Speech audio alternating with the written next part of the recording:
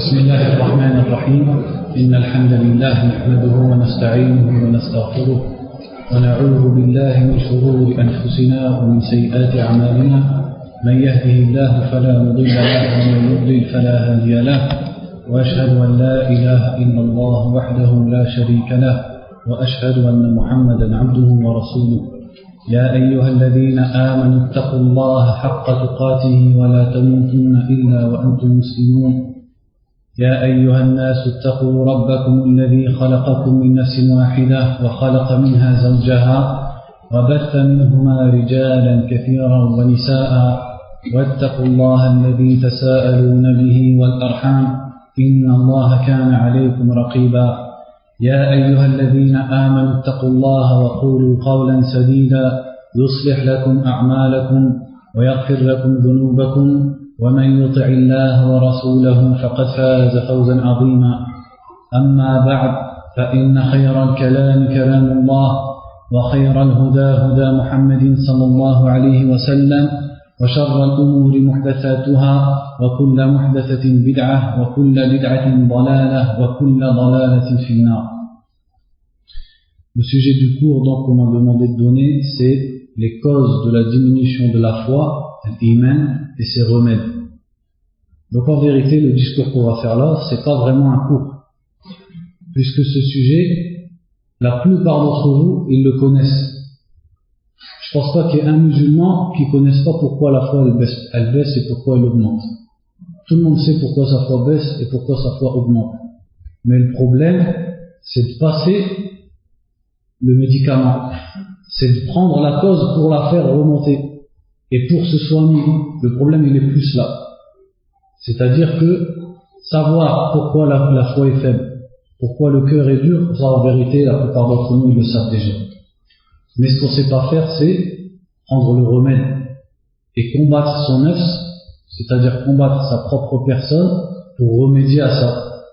Donc en vérité, cette parole, ça sera un simple rappel. C'est pas vraiment un cours, comme les autres frères, ils ont pu en donner, mais ça sera qu'un rappel sur ce sujet. Donc ce sujet, il y a beaucoup de façons différentes d'en parler, et on peut commencer par ce qu'il a dit l'imam al-Bukhari, rahimahullah, dans son sahih.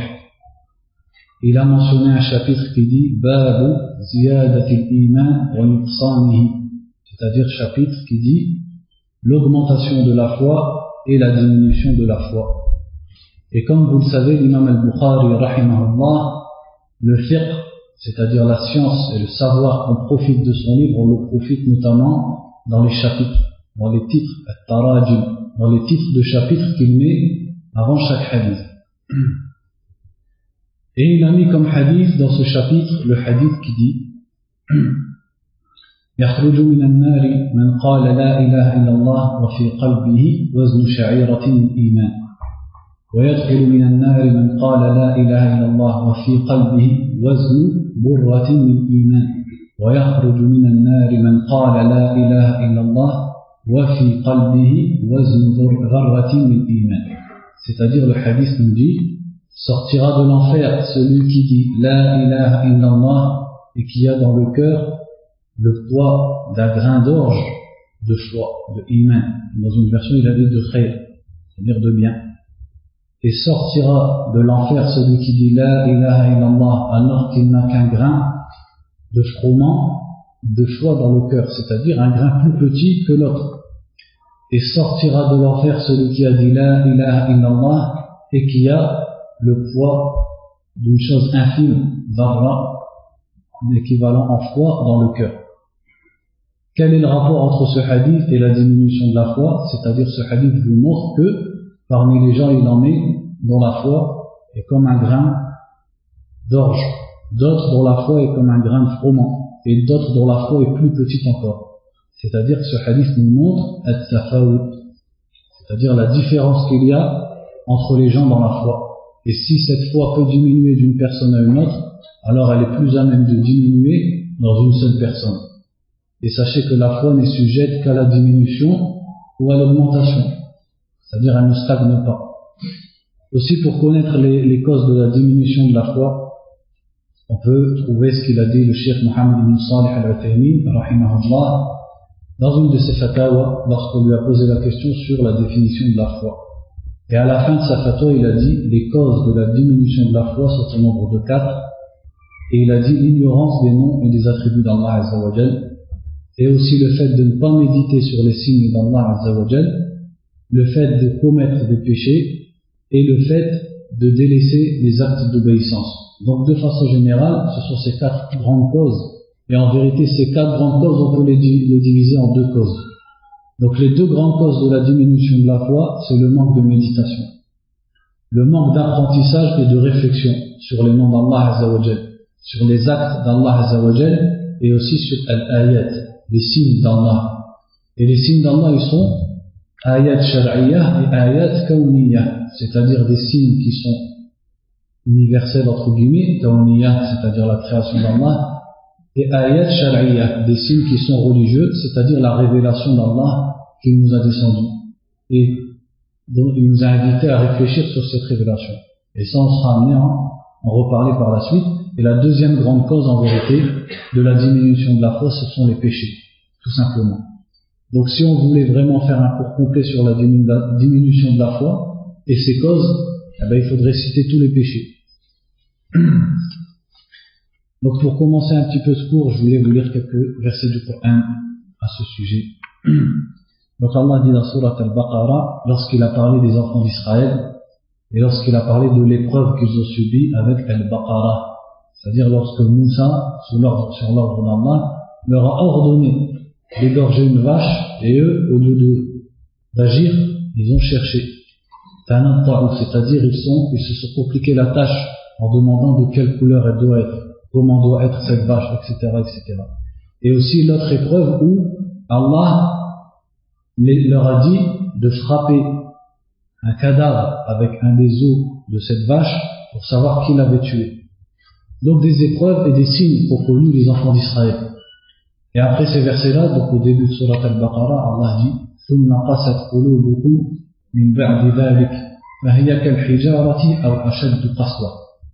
C'est-à-dire ensuite vos cœurs se sont endurcis, qasat, après cela. Après quoi? Après tous ces bienfaits, après ces épreuves, après ces signes, vos cœurs se sont endurcis et elles sont comme les pierres ou plus dures encore. Donc le cheikh, on va lire ce qu'il a dit le cheikh Abdurrahman al-Sa'di dans son explication du Coran à propos de ces versets. Et on va en tirer des leçons, Inch'Allah. ثم قست قلوبكم من بعد ذلك أي اشتدت وغلظت فلم تؤثر فيها الموعظة من بعد ذلك أي من بعد ما أنعم الله عليكم بالنعم العظيمة وأراكم الآيات ولم يكن ينبغي أن تقسوا قلوبكم لأن ما شاهدتم مما يوجب رقة القلب وانقياده ثم وصف قسوتها. C'est-à-dire, le cheikh nous dit, vos cœurs se sont endurcis et sont devenus épais à tel point que l'exhortation n'a plus d'effet sur elles. Et n'est-ce pas que ça c'est ce que subit beaucoup d'entre nous. C'est pour ça qu'on a choisi ce sujet. Certes, c'est pas un cours dans le sens des choses que tu vas apprendre. Tout ce que je vais dire aujourd'hui, tu le sais déjà. Mais c'est un rappel parce que on observe autour de nous et en moi-même, et je suis le premier concerné par ce rappel, une diminution de la foi chez les gens qui pratiquent la religion et qui rentrent dans la religion. À tel point que lorsque tu lis, car Allah nous dit à propos du Coran,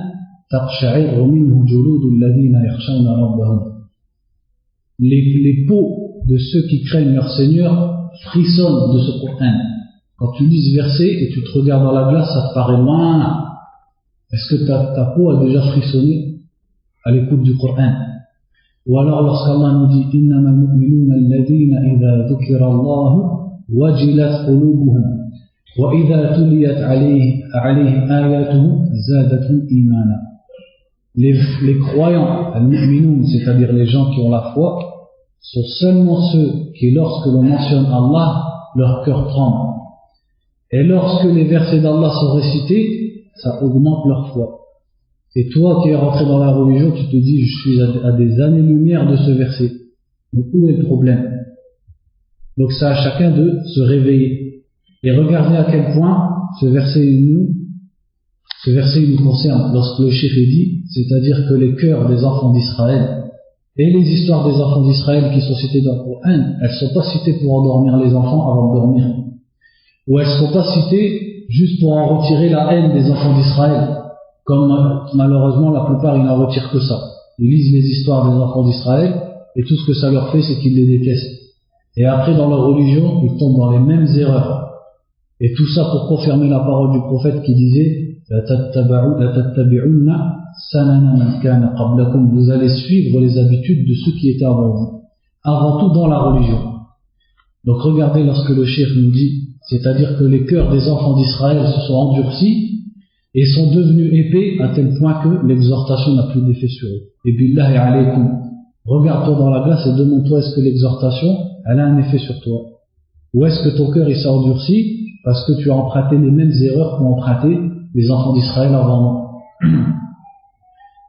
Min ba'di dhalik, c'est-à-dire vos cœurs se sont endurcis après cela. Après quoi? Le cheikh nous dit, c'est-à-dire après ces bienfaits que vous avez reçus de la part d'Allah, ces grands bienfaits, et après qu'il vous ait montré ces signes. Et il ne convenait pas à vos cœurs de durcir après que vous ayez reçu ces bienfaits, et après que vous ayez vu ces signes. Car ce que vous avez vu, c'est-à-dire ils ont vu le cadavre se ressusciter et dénoncer celui qui l'avait tué, et ils ont vu les signes avec Moussa, beaucoup de signes, et ils ont vu comment Allah les a sauvés de Pharaon, c'est-à-dire de Pharaon en Égypte, avec les signes et comment Allah les a secourus. Donc tout ce qu'ils ont vu impliquait que leur cœur soit tendre et qu'ils obéissent à Allah Azza wa Jal, et pourtant c'est l'inverse qui s'est passé. Et n'est-ce pas notre situation aujourd'hui?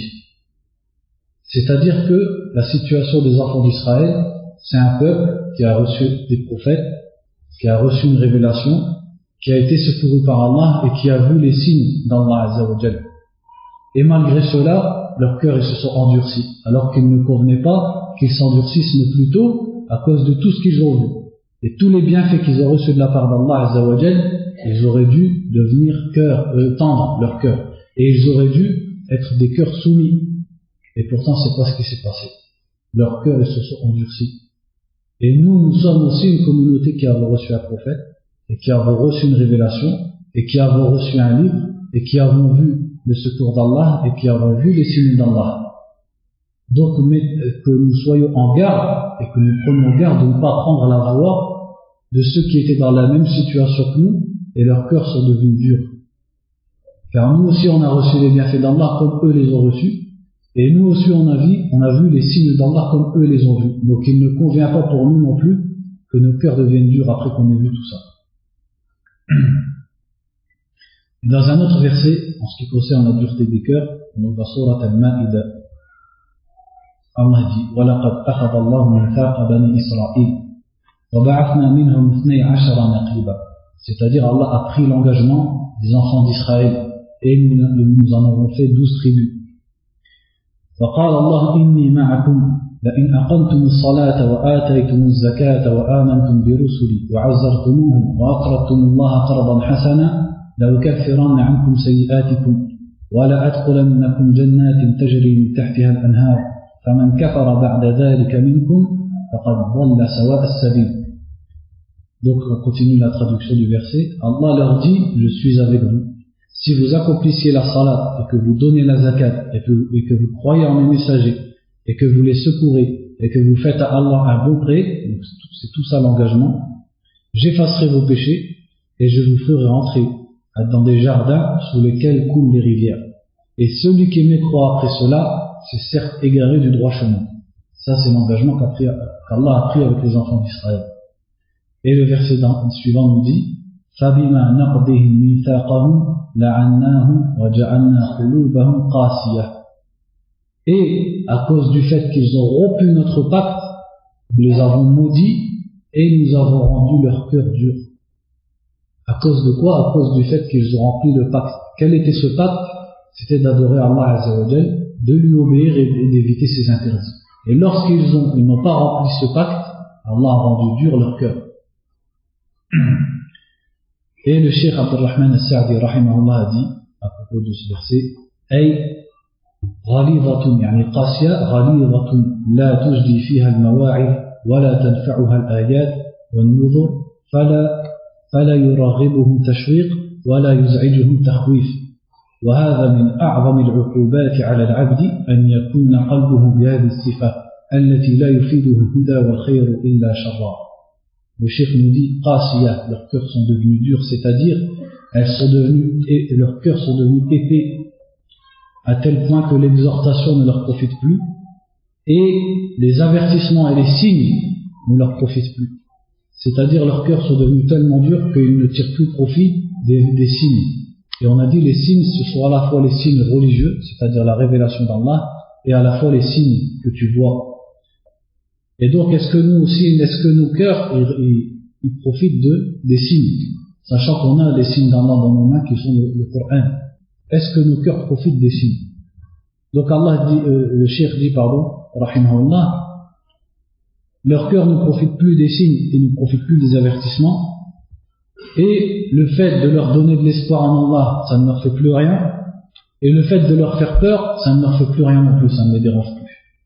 Donc que tu leur donnes espoir et envie d'aller vers Allah et de sa récompense, ça ne leur dit rien, et que tu leur fasses peur et que tu les mettes en garde contre le châtiment d'Allah, ça ne leur fait rien non plus. Et le cheikh dit pour conclure, et ça fait partie des plus grands châtiments qu'Allah donne à une personne, c'est que son cœur soit de telle sorte, c'est-à-dire que son cœur soit aussi dur. Et encore une fois, je pense que ça nous concerne fortement. Ensuite, dans la sourate Al-Hadid, le verset nous dit أَلَمْ يَأْنِ لِلَّذِينَ آمَنُوا أَن تَخْشَعَ قُلُوبُهُمْ لِذِكْرِ اللَّهِ وَمَا نَزَلَ مِنَ الْحَقِّ وَلَا يَكُونُوا كَالَّذِينَ أُوتُوا الْكِتَابَ مِنْ قَبْلُ فَطَالَ عَلَيْهِمُ الْأَمَدُ فَقَسَتْ قُلُوبُهُمْ وَكَثِيرٌ مِنْهُمْ فَاسِقُونَ اعْلَمُوا أَنَّ اللَّهَ يُحْيِي الْأَرْضَ بَعْدَ مَوْتِهَا قَدْ بَيَّنَّا لَكُمُ الْآيَاتِ لَعَلَّكُمْ تَعْقِلُونَ.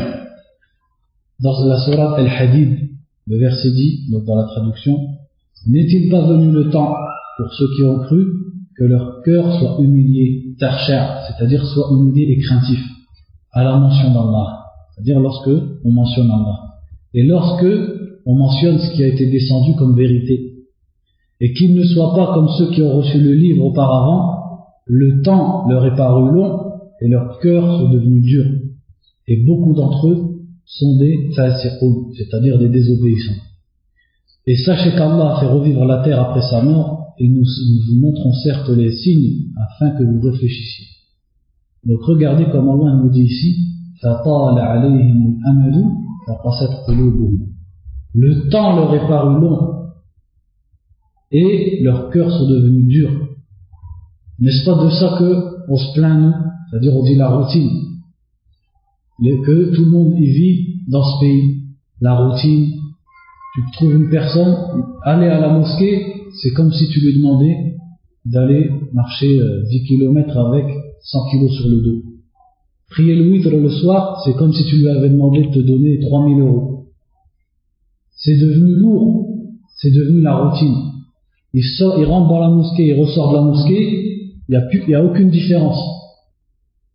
S'il avait prévu de faire un péché avant la mosquée, normalement, le fait d'y aller et de prier, inna as-salata tanha 'anil fahsha'i wal munkar. Certes, la salat écarte de la turpitude et du blâmable. Et pourtant, celui-là, tu le vois, il ressort de la mosquée et il va faire ce péché qu'il avait prévu, sans que sa prière ne l'ait convaincu en quoi que ce soit. Et sans que sa prière ne l'ait détourné en quoi que ce soit. Tala 'alayhimul amad. Le temps leur est paru long, la routine. Et c'est comme ça que leurs cœurs sont devenus durs. Donc on va lire ce qu'il dit ici Ibn Kathir rahimahullah à propos de ce verset. يقول الله تعالى أما آن للمؤمنين أن تخشع قلوبهم لذكر الله أي تلين عند الذكر والموعظة وسماع القرآن فتفهمه وتنقاد له وتسمع له وتطيعه. C'est-à-dire, il dit, Allah dit aux croyants, n'est-il pas venu le temps que leur cœur soit craintif et humilié envers Allah lorsque il y a le dhikr, c'est-à-dire lorsque l'on se rappelle d'Allah et lorsque l'on mentionne Allah, et que leur cœur soit doux lorsqu'on leur fait une exhortation et lorsqu'ils entendent le Coran.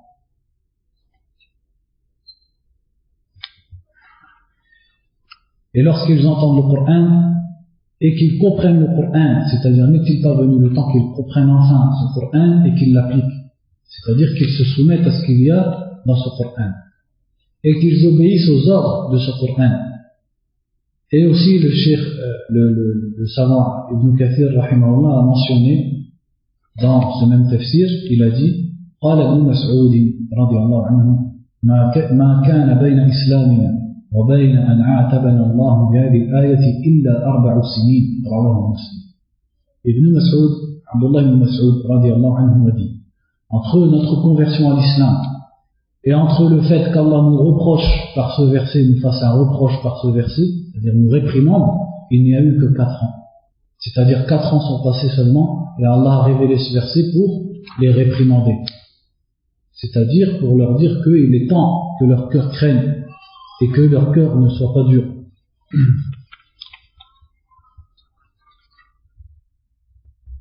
فنهى الله المؤمنين أن يتشبهوا بالذين حملوا الكتاب من قبلهم من اليهود والنصارى.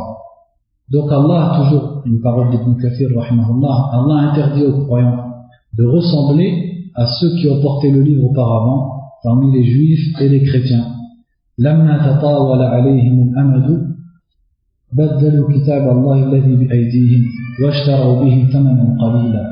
Lorsque le temps est passé et le temps leur est paru long, ils ont changé le livre d'Allah qu'il y avait entre leurs mains. Et ça, comme ça ressemble à ce qui se passe aujourd'hui dans notre communauté. Si ce n'est qu'Allah a préservé ce Coran, donc on ne peut plus changer son texte. Mais ce qu'on peut essayer de faire, et ce que les gens essayent de faire, c'est de le détourner de son sens. Et de cacher aux gens la sunna qui est l'interprétatrice du Coran. Donc ils ont changé ce livre qu'il y avait entre leurs mains. Et ils l'ont échangé à un vil prix. Et ils l'ont jeté derrière leur dos. وأقبلوا على الآراء المختلفة والأقوال المتفقة وقلدوا الرجال في دين الله واتخذوا أحبارهم ورهبانهم أربابا من دون الله. Et ils se sont retournés vers les opinions, vers les diverses opinions des gens et les paroles futiles, c'est-à-dire dans la religion. Et ils ont imité les hommes dans la religion d'Allah. Et ils ont pris leurs moines et leurs rabbins comme Dieu en dehors d'Allah. C'est-à-dire ils leur légifèrent en dehors d'Allah. فعند ذلك قست قلوبهم فلا يقبلون موعظة ولا تلين قلوبهم لوعد ولا وعيد. Et lorsqu'ils ont fait tout ça, leurs cœurs sont devenus durs et elles n'acceptent plus ni promesses ni menaces. Et n'est-ce pas que tout ce dans quoi sont tombés les fils d'Israël qu'on vient de lire, notre communauté est tombée dedans. Le fait de jeter le Coran derrière notre dos, le fait de chercher les opinions des hommes plutôt que de retourner aux opinions qui sont clairement tirées du livre et de la sunna, le fait d'imiter les hommes dans la religion d'Allah sans authentifier leurs paroles et la comparer à la révélation d'Allah, et le fait de prendre les moines et les rabbins comme législateurs, c'est-à-dire comme Dieu, c'est-à-dire comme législateurs en dehors d'Allah. Ils leur obéissent quand ils interdisent du halal et ils leur obéissent quand ils rendent licite du haram. Et tout ça a fait que leurs cœurs sont devenus durs, et ça fera la même chose dans cette communauté s'ils les suivent, s'ils suivent leurs traces. ثم قال اعلموا أن الله يحيي الأرض بعد موتها فيه إشارة إلى أن الله تعالى يلين القلوب بعد قسوتها ويهدي الحيارى بعد ضلتها ويفرج الكروب بعد شدتها. فكما يحيي الأرض الميتة المجدبة الهامدة بالغيث الهتان الوابل، كذلك يهدي القلوب القاسية ببراهين القرآن والدلائل ويولد إليها النور بعد أن كانت مقفلة لا يصيل إليها واصل. فسبحان الهادي لمن يشاء بعد الضلال والمضل لمن أراد بعد الكمال الذي هو لما يشاء فعال وهو الحكيم العدل في جميع الفعال اللطيف الخبير الكبير المتعال. Ça c'est la parole d'Ibn Kathir lorsqu'Allah a dit, et sachez, tout de suite après Allah nous dit, et sachez qu'Allah fait revivre la terre après qu'elle soit morte. Ibn Kathir dit, cela attire notre attention sur le fait qu'Allah peut rendre doux les cœurs après qu'ils aient été durs, et peut guider les gens qui sont dans le doute après qu'ils aient été égarés, et peut secourir les gens après les malheurs et après les catastrophes. Donc comme Allah fait revivre une terre morte, une terre desséchée, avec une pluie abondante et une pluie constante, eh bien de la même façon il fait revivre les cœurs avec l'épreuve du Coran et avec ad-dalail, c'est-à-dire avec l'épreuve religieuse. Et il fait rentrer dans ces cœurs la lumière après qu'elles étaient fermées et que rien ne pouvait y pénétrer. Et il dit donc gloire et pureté à Allah, celui qui guide qui il veut après l'égarement, et celui qui égare qui il veut après qu'il ait été quelqu'un de complet, et celui qui fait ce qu'il veut, et il est Al-Hakim, il est le sage, Al-Adl, le juste dans tous ses actes, et Al-Latif, Al-Khabir, Al-Kabir, Al-Muta'al. Donc regardez comme Allah, tout de suite après le verset où il nous parle du fait qu'il est temps que les cœurs des croyants deviennent doux, il nous dit, et sachez qu'Allah fait revivre la terre après qu'elle soit morte. C'est-à-dire pour donner un espoir à ce musulman, et ça représente la majorité des musulmans maintenant, dont les cœurs sont devenus durs, et pour qui la religion est devenue lourde et est devenue une routine, eh bien qu'il sache qu'Allah fait revivre la terre après sa mort.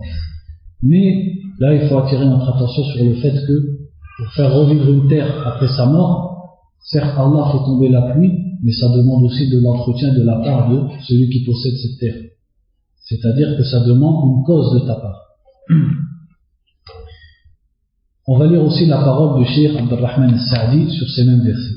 Donc il dit le Cheikh, rahimahullah, Alam yaji'i al-waqtu alladhi talinu bihi qulubuhum وتخشع لذكر الله الذي هو القرآن وتنقاد لأوامره وزواجره وما نزل من الحق الذي جاء به محمد صلى الله عليه وسلم.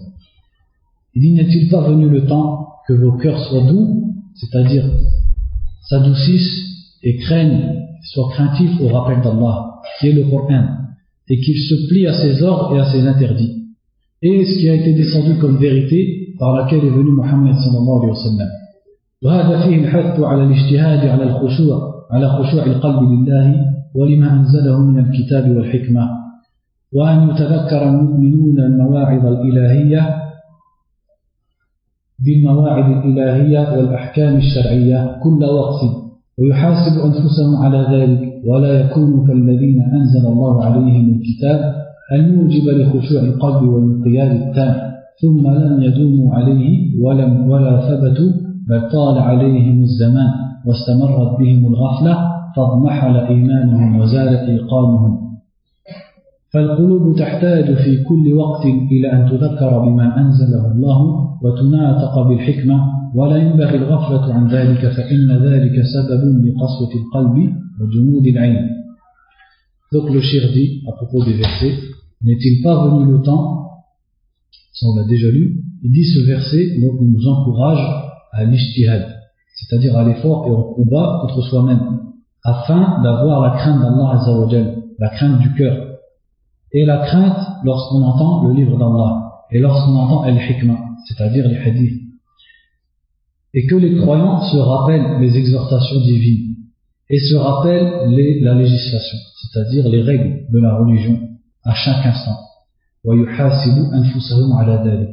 Et aussi, qu'ils fassent un examen, c'est-à-dire qu'ils se demandent des comptes à eux-mêmes sur ces deux choses, c'est-à-dire sur le rappel d'Allah, sur le Coran et sur les règles de la religion.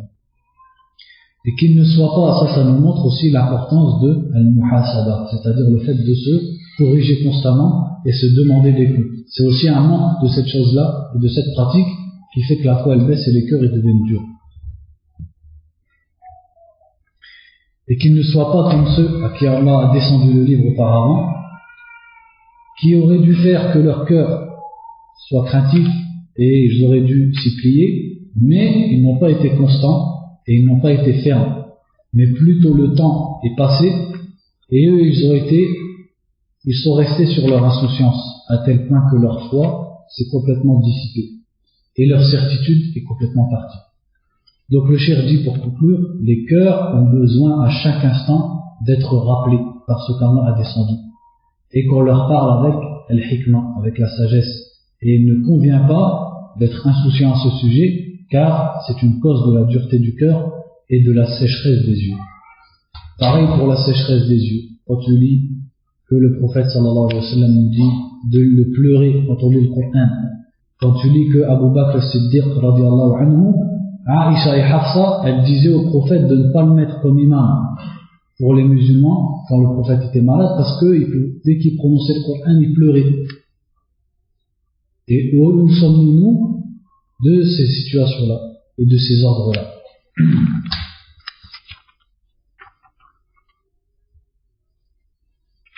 Un dernier verset qu'on va lire à ce sujet, le verset dans Surat Al-Mutaffifin, lorsqu'Allah parle de la façon dont les mécréants démentissent la religion, et Allah dit, leur répliquer, Kalla bal rana ala qulubihim ma kanu yaksibun. Plutôt, à ronger leur cœur, c'est-à-dire ce qu'ils faisaient, à ronger leur cœur, ou à rouiller leur cœur.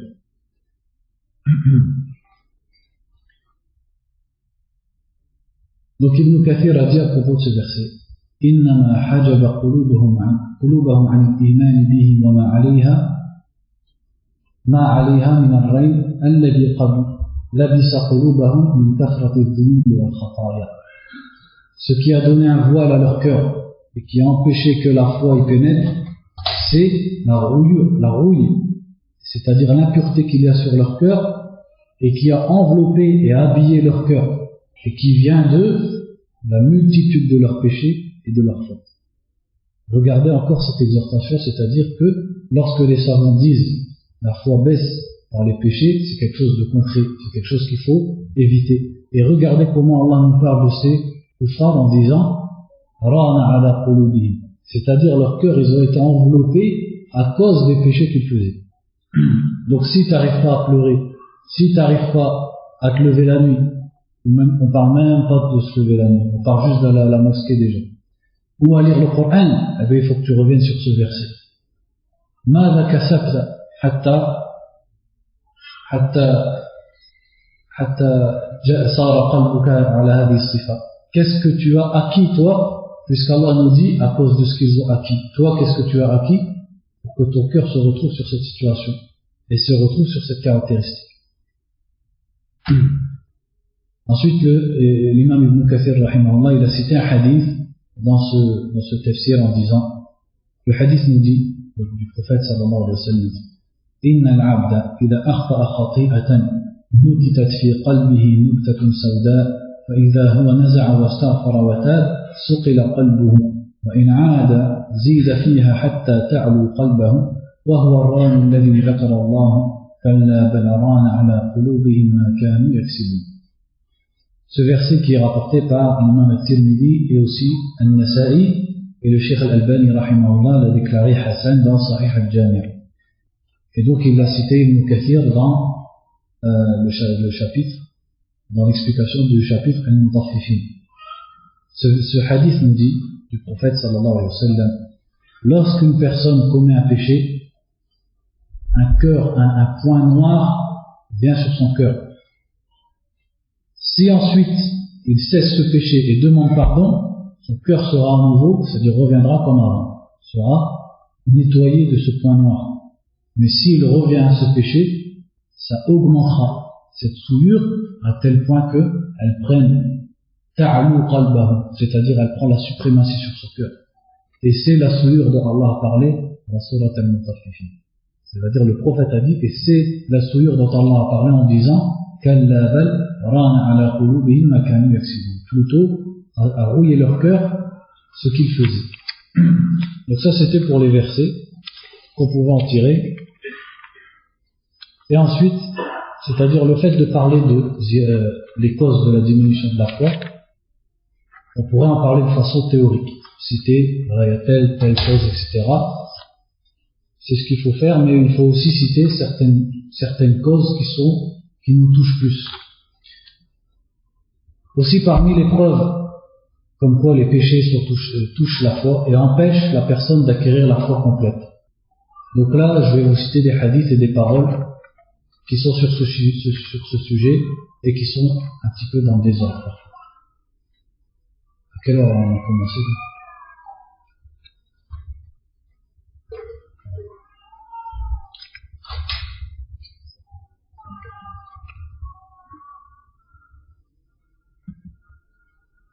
Donc le hadith qui nous dit, et qui est dans les deux sahih, le prophète sallallahu alayhi wa sallam a dit لا يزني الزاني حين يزني وهو مؤمن ولا يسرق السارق حين يسرق وهو مؤمن ولا يشرب الخمر حين يشربها وهو مؤمن.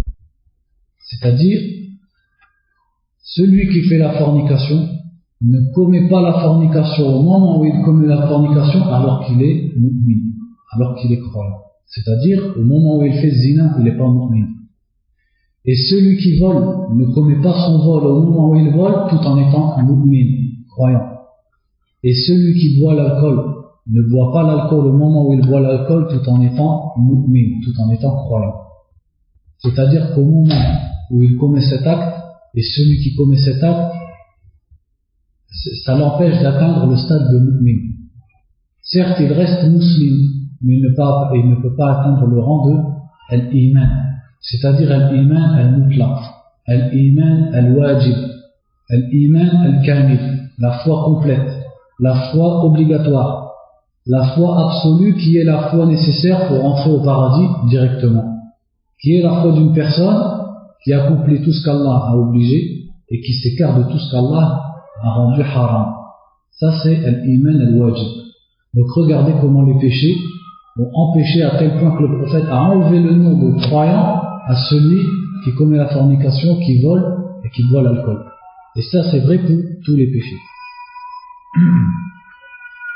C'est-à-dire quand je dis c'est vrai pour tous les péchés, l'impact qu'ils ont sur le cœur et sur la foi, ça c'est vrai pour tous les péchés.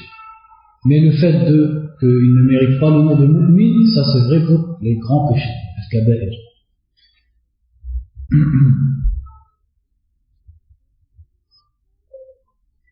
Parmi aussi donc ça nous concerne plus, c'est plus concret, les choses qui font que notre foi elle diminue et que la religion elle devient lourde et elle devient une routine. C'est le manque d'importance qu'on a donné au hadith du prophète sallallahu alayhi wa sallam, qui se trouve dans les 40 hadiths de l'imam Nawawi et qui est rapporté par l'imam Tirmidhi, qui dit min husni islam al-mar'i tarkuhu ma la ya'nihi. Il fait partie du bon islam, de l'islam al-hasan, c'est-à-dire du bel islam et du bon islam, que la personne délaisse ce qui ne le regarde pas, ou plutôt délaisse ce qui ne la regarde pas. Ce hadith il englobe beaucoup de choses. Il englobe premièrement les péchés, puisque commettre des péchés ça ne te regarde pas en tant que musulman, puisque ce qui t'a été ordonné c'est de t'en écarter, et les péchés on en a déjà parlé. Mais aussi ça implique le fait de protéger son temps et de ne pas dépenser son temps dans des choses qui ne te regardent pas. Quand on dit des choses qui ne te regardent pas, ça ne veut pas seulement dire les affaires des gens, ça veut dire les choses qui ne te sont ni bénéfiques ici-bas ni bénéfiques pour ta religion. Retenez ces deux choses, ni bénéfiques dans ta vie d'ici-bas, c'est-à-dire pour avoir de l'argent, donner à manger à ta famille, etc., et accomplir ce que tu dois accomplir, ni dans ta vie future, ni ça t'aide, ça fait augmenter ton savoir, ni ça fait augmenter ta pratique de la religion. Tout ça, ça fait partie de ma la yahummuk, ma la ya'nik, ce qui ne te concerne pas, ce qui ne te soucie pas. Et Allah sait mieux comment nous justement on est plongé dans tout ce qui ne nous soucie pas et dans tout ce qui ne nous regarde pas. Parmi ce qui ne nous regarde pas, rester des heures à discuter autour de la table. Et combien de discussions elles sont vaines et malheureusement elles ne nous ramènent aucun fruit. Et ça fait partie des choses qui ne te regardent pas. C'est-à-dire de passer son temps à discuter entre frères et perdre son temps comme ça autour de sujets futiles en dépassant les limites. C'est-à-dire si c'est une demi-heure, 3/4 d'heure, 1 heure, mais des fois ça va jusqu'à 3 heures. Des fois tu vois les gens ils font des nuits blanches. Pourquoi? Pour parler. Pour parler de quoi? Un tel a fait, ou alors ce qui s'est passé là-bas, ou etc. Mais le pire de tout ça, c'est quand la discussion elle va jusqu'à tomber dans un des plus grands interdits d'Allah. Puisqu'Allah nous dit قُلْ إِنَّمَا حَرَّمَ رَبِّيَ الْفَوَاحِشَ مَا ظَهَرَ مِنْهَا وَمَا بَطَنَ وَالْإِثْمَ وَالْبَغْيَ بِغَيْرِ الْحَقِّ وَأَنْ تُشْرِكُوا بِاللَّهِ مَا لَمْ يُنَزِّلْ بِهِ سُلْطَانًا وَأَنْ تَقُولُوا عَلَى اللَّهِ مَا لَا تَعْلَمُونَ. C'est-à-dire quand Allah dans Surat Al-An'am nous a cité les interdits globaux, il a dit comme dernier interdit tout de suite après Al-Shirk, il a dit, et que vous disiez sur Allah ce dont tu n'as aucune science. Et que vous disiez sur Allah ce dont vous n'avez aucune science. Et la plupart de nos discussions, elles en arrivent là. Elles arrivent à ce que l'on parle d'Allah sans science. Et ça fait partie des plus grands interdits et des plus grandes choses qui te font chuter dans ta foi. Ou aussi al-jidal, c'est-à-dire le débat, sans cause et sans profit. Pour donner l'image concrète, on n'a pas besoin de faire des grands discours. Tu vois des frères autour d'un tagine ou d'un couscous, presque ils vont s'égorger pour savoir est-ce qu'après le recours, il faut faire comme ça ou il faut faire comme ça. Est-ce qu'il faut mettre ses mains sur sa poitrine ou est-ce qu'il faut le mettre au long des bras? Presque ils vont s'entretuer pour eux, parce que chacun il veut défendre son avis, alors que quand ils vont rentrer à leur maison, ils vont pas prier le witr. Ya akhi, toi qui parlais dans cette discussion, le witr, est-ce qu'il y a un khilaf dessus, comme quoi c'est légiféré? Ou alors, il faut pas les nawafil, al-rawatib. Ya akhi, est-ce qu'il y a un khilaf sur al-rawatib, comme quoi il faut les prier? Ou alors, il va pas aller à la prière du fajr le lendemain matin. Est-ce qu'il y a un khilaf sur la prière du fajr, comme quoi il faut y aller? Donc, c'est-à-dire qu'on a été détourné des priorités et détourné des pratiques fondamentales de la religion, parfois par des choses où il y a des divergences entre les savants Ahl Sunnah ou Jama'a, des questions de fiqh, ou alors des questions qui sont trop loin de ton niveau, et qui sont trop loin de toi, qui n'a pas encore étudié ni le niveau 1, ni le niveau 2, et encore moins le niveau 3 des livres d'arabe de Midi, ou le niveau 4. Niveau 4, ça y est, c'est devenu une utopie. Malheureusement, maintenant, c'est niveau 1, bis. Et après, niveau 1, triple bis. Parce qu'à chaque fois, on s'arrête au cours 10, et après, on doit recommencer. Et malgré ça, tu nous vois rentrer dans des sujets, masha'Allah, sur l'iman, sur ci, sur ça. Ça fait partie des plus grandes choses qui vont faire couler ta foi. Parce que si tu reviens aux paroles des salafs sur ce sujet, as-salaf, ils détestaient kafratul masail, le fait de trop poser de questions et at-tanaddu'. Et vous trouverez ça dans les paroles d'Ibn Rajab sur l'explication qu'il a fait sur le hadith innama ahlaka man kana qablakum kathratu masailihim wa ikhtilafuhum ala anbiya'ihim. Ce qui a perdu ceux qui étaient avant vous, c'est le fait de trop poser de questions et le fait de diverger avec leurs prophètes. Et Ibn Rajab, dans l'explication de ce hadith, a cité diverses paroles de salaf quand il voyait certaines personnes discuter de fiqh et aller trop loin dans la discussion, et sans science, il leur disait Al-an qasat qulubukum. Maintenant, vos cœurs sont devenus durs. Donc, après, chacun il doit rester à son niveau, parler de ce qu'il connaît, et pas tomber dans ce grand interdit dont Allah a dit وَأَن تَقُولُوا عَلَى اللَّهِ مَا لَا تَعْلَمُونَ. Ça fait partie de ce qui ne te regarde pas. Ça rentre dans le hadith qui dit, il fait partie du bon islam, que tu délaisses ceux qui ne te regardent pas. Ceux qui ne te regardent pas, en priorité, c'est d'innover dans la religion et de parler de la religion sans science et sans profit. Ça fait partie de ce qui ne te regarde pas. Et aussi ce qui fait partie de ce qui ne te regarde pas, c'est de passer des heures devant la télévision. Quel mauvais compagnon que la télévision. Sachant que le prophète sallallahu alayhi wa sallam nous a dit al-mar'u ala dini khalilihi. L'homme est sur la même religion que son meilleur ami.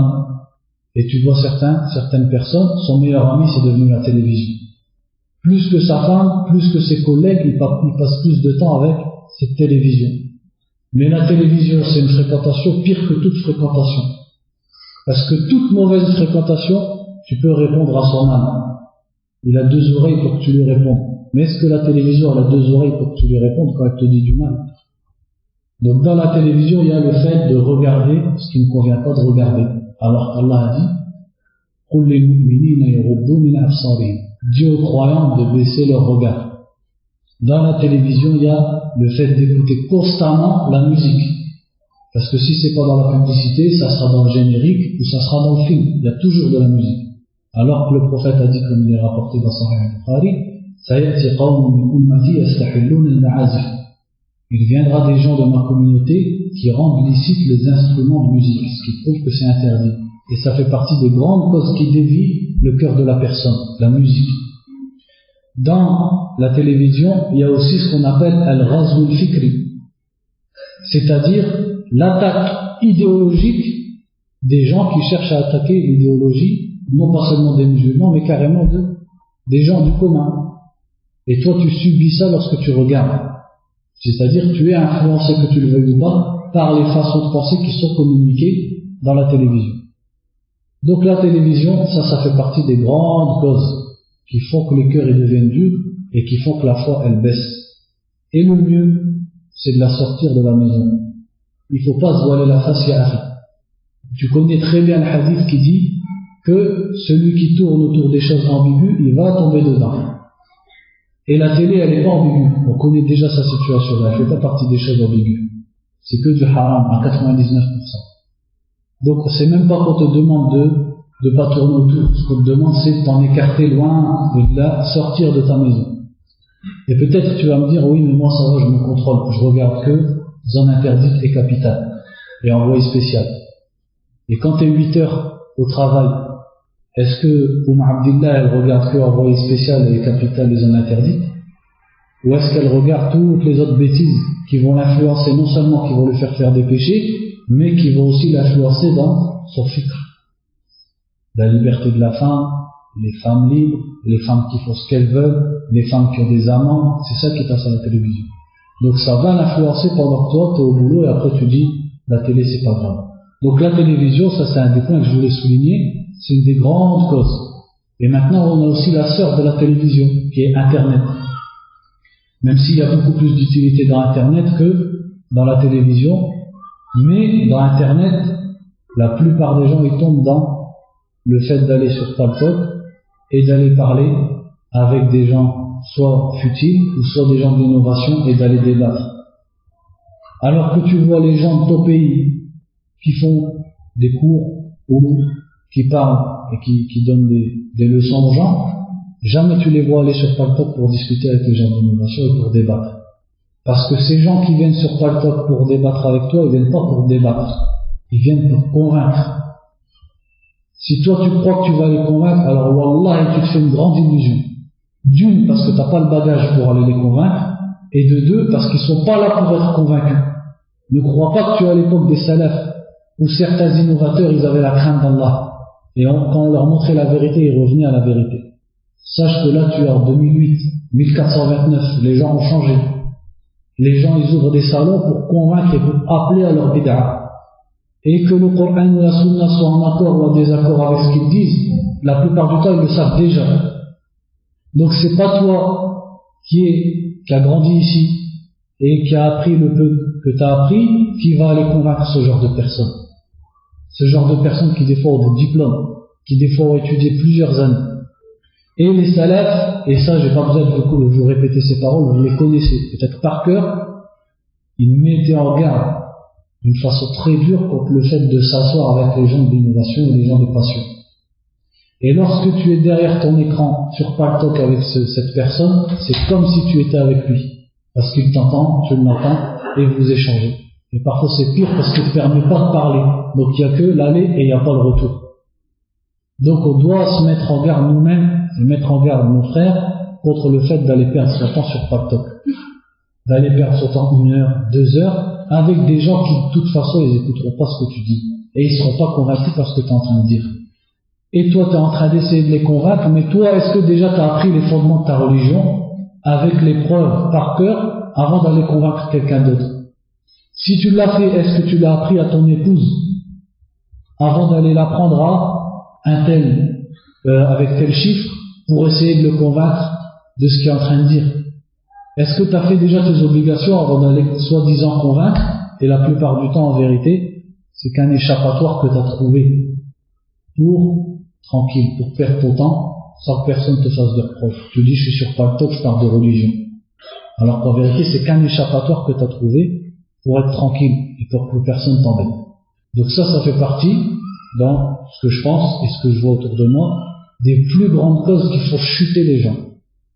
Tu vois, le frère il est parti sur Paltalk, après tu le vois, la religion elle devient lourde, et les choubourettes elles sont là, elles ne peuvent plus sortir. Et le pire, c'est que des fois, il continue. Donc, je vous mets en garde encore une fois sur ce genre de perte de temps. La télévision, Internet, etc.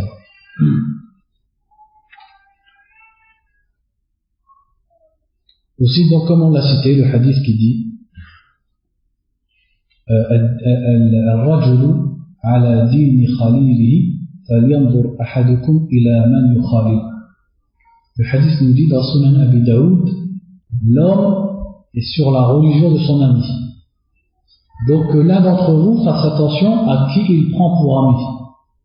Donc un nouveau point dans le discours, c'est que parmi les plus grandes causes de la dureté des cœurs, la plus grande cause de la chute de la foi, c'est la fréquentation.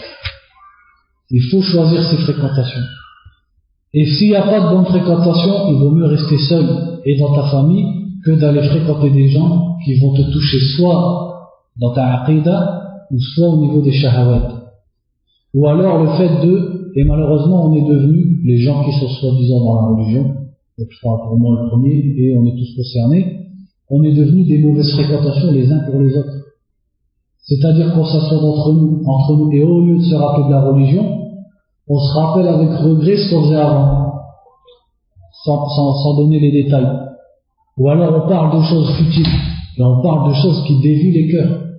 Et donc on est devenus des fréquentations, des mauvaises fréquentations les uns pour les autres. Donc si nous-mêmes on est devenus des mauvaises fréquentations les uns pour les autres, chez qui on va rechercher une bonne fréquentation? Et ça fait partie, dans ce que je vois autour de moi, des plus grandes causes de la baisse de la foi, c'est le mauvais choix dans les fréquentations, ou le fait d'abuser des fréquentations. Comme le fait de rester 2-3 heures dans le Snap, à débattre ou à parler de n'importe quoi. Comme le fait de se balader sans raison, ou encore une fois d'aller sur Internet, etc. Tout ça, ça fait partie de la fréquentation. Et ça fait partie des grandes causes qui te dévient, et c'est normal qu'après tu puisses pas revenir devant le Coran, au calme, t'asseoir et méditer, puisque tu as pris cette habitude d'être dehors, de parler de ce que tu veux, de faire ce que tu veux. Ton âme, elle a été habituée à être lâchée. Une fois que tu as habitué ton âme à être lâchée, va la rechercher. C'est comme une bête que tu aurais lâchée, maintenant va la reprendre. Ça va demander beaucoup d'efforts. Donc c'est dès le début qu'il faut éviter ce genre de faute et ce genre d'erreur. Aussi le fait, donc toujours dans le fait les choses qui font perdre la foi, ou qui font plutôt baisser la foi, le manque d'importance qui est donné au temps. Et ça rejoint tout ce que je vous disais jusqu'à maintenant, sachant que le hadith nous dit, ce hadith est dans Sahih al-Bukhari, ni'matani ma'bulun fihima kathirun minan nas as-sihhatu wal-farah. Il y a deux bienfaits, c'est-à-dire deux bienfaits d'Allah, à propos desquels les gens sont dans une illusion, c'est-à-dire ils n'en profitent pas, la santé et le temps libre. Et comme il est dur maintenant à notre époque d'avoir du temps libre, avec le travail, etc., et malheureusement quand on a du temps libre, on va encore le dépenser dans ce qui est mauvais. Ça prouve le manque d'importance qu'on donne au temps, le manque de réflexion qu'on a donné à ce hadith. Et si on l'appliquait plus à la lettre, on n'aurait pas toutes ces catastrophes dans lesquelles nos cœurs sont tombés. Et ça vous montre encore une fois, et je vous fais ce conseil pour Allah Azza wa Jal, comment on connaît beaucoup de choses, c'est-à-dire, qui d'entre vous n'a pas lu les 40 hadiths? La plupart d'entre vous, ils ont lu les 40 hadiths de l'imam An-Nawawi. Et quelle science ils comportent ces 40 hadiths? Qui d'entre vous n'a pas lu Riyad Salihin, ou au moins en partie? On les connaît. Et pourtant, est-ce qu'on applique ce peu de science, qui en vérité, on dit que c'est peu de science, mais c'est énorme. Donc on voit beaucoup de frères autour de nous se plaindre. Par exemple, il n'y a pas de savants, il n'y a pas de cours, il n'y a pas d'apprentissage, c'est vrai. Mais le problème, c'est que déjà le peu que tu as appris, tu ne le mets pas en pratique. Alors pourquoi tu veux étudier? Pour faire quoi? Pour te montrer, pour prendre le micro, ou alors pour te regarder dans un miroir et dire ça y est, j'ai étudié. C'est pas ça la religion. Est-ce que déjà tu as appliqué les hadiths que tu connais sur l'importance de la salat? Est-ce que déjà tu as appliqué les hadiths que tu connais sur les différents péchés qui sont interdits, avant de demander à connaître al-Bukhari par cœur et rêver de devenir un talib ilm? Tu es déjà un talib ilm si, dans l'endroit où tu es, quel qu'il soit, tu recherches la science sincèrement pour Allah et tu la mets en pratique. tu auras, Inch'Allah, le mérite de celui qui recherche la science. Rechercher la science n'est pas conditionné par quoi que ce soit, si ce n'est par la bonne intention et de demander sincèrement le savoir pour le mettre en pratique. C'est ça le talib ilm.